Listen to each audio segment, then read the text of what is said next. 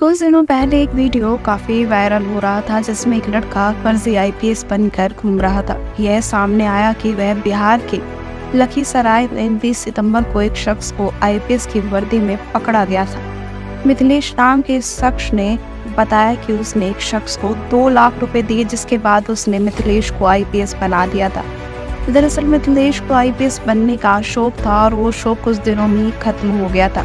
उसके बाद उसने डॉक्टर बनने की इच्छा जताई थी, लेकिन अब मिथिलेश ने नया काम शुरू किया। आइए जानते हैं क्या है मिथिलेश का नया पेशा।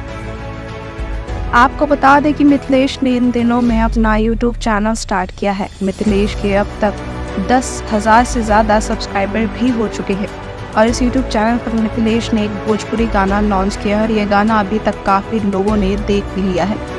यूट्यूब पर ही एक वीडियो शेयर करते हुए मिथिलेश लोगों से उसके गाने को हिट करवाने की अपील करता भी नजर आया।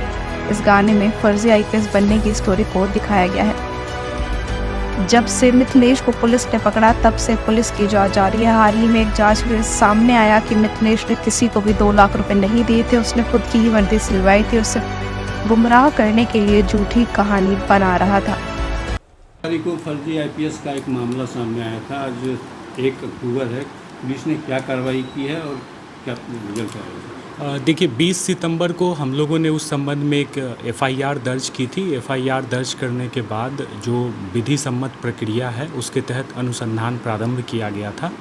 इस मामले में जो मिथिलेश कुमार हैं जिन पर प्राथमिकी दर्ज की गई है, जो कांड के अभियुक्त हैं, उनकी निशानदेही हेतु और अनुसंधान में सहायता हेतु खैरा थाना अंतर्गत जो मनोज सिंह नाम के व्यक्ति, जिनके बारे में उनके द्वारा बताया जा रहा था कि उस व्यक्ति ने उनके साथ चीटिंग की है, हम लोगों ने अनुसंधानक और थानाध्यक्ष के साथ उस एरिया के सभी मनोज सिंह, लगभग 4 लोग मिले थे हम लोगों को, और उनकी पहचान जो मिथिलेश हैं उनसे करवाई थी। मिथिलेश के द्वारा उन चारों में से किसी की भी पहचान उस व्यक्ति के रूप में नहीं की गई है जिससे उन्होंने पैसे देकर फर्जी आईपीएस का ये वर्दी ली थी।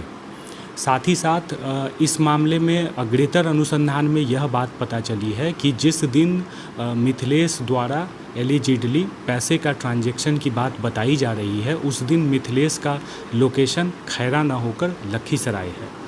इस मामले में एक अन्य बात आई है कि मिथिलेश द्वारा जो 2 लाख रुपए हैं वो अपने मामा से लेने की बात हम लोगों को बताई गई थी, परंतु उसके मामा से पुलिस की जो पूछताछ है उसमें उसके मामा द्वारा ऐसे किसी भी 2 लाख रुपए एक मुश्त भुगतान की बात से इनकार किया गया है।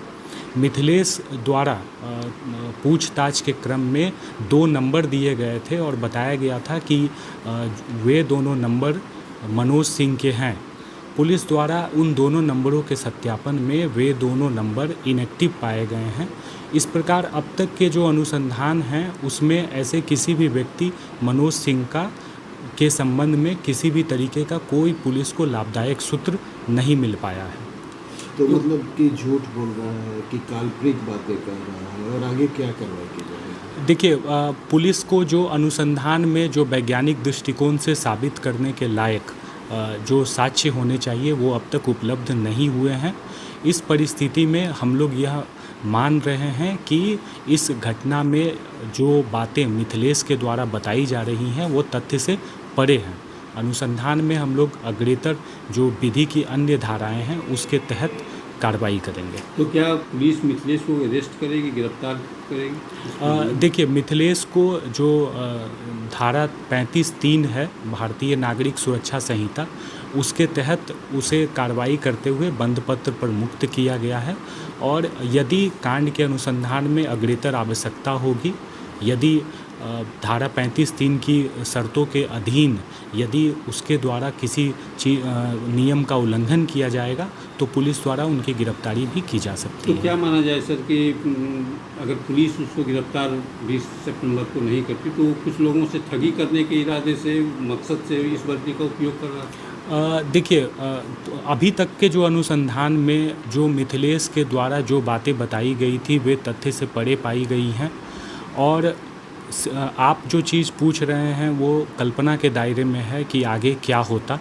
परंतु अभी तक की जो बातें हैं मिथिलेश के द्वारा बताई गई अनुसंधान में वे तथ्य से परे हैं और पुलिस अग्रेतर अनुसंधान में विधि की अन्य धाराओं के तहत माननीय न्यायालय के समक्ष अपना प्रतिवेदन प्रस्तुत करेगी। तो क्या सर पुलिस इस दिशा में भी जांच कर रही है कि आखिर मिथिलेश के पास आईपीएस की वर्दी, टोपी, बेल्ट सब अभी तक जो हम लोगों की बात पता चली है, वर्दी का नाप इनके द्वारा स्वयं दिया गया था और वर्दी भी इन्हीं के नाप की बनी बनाई प्रतीत होती है।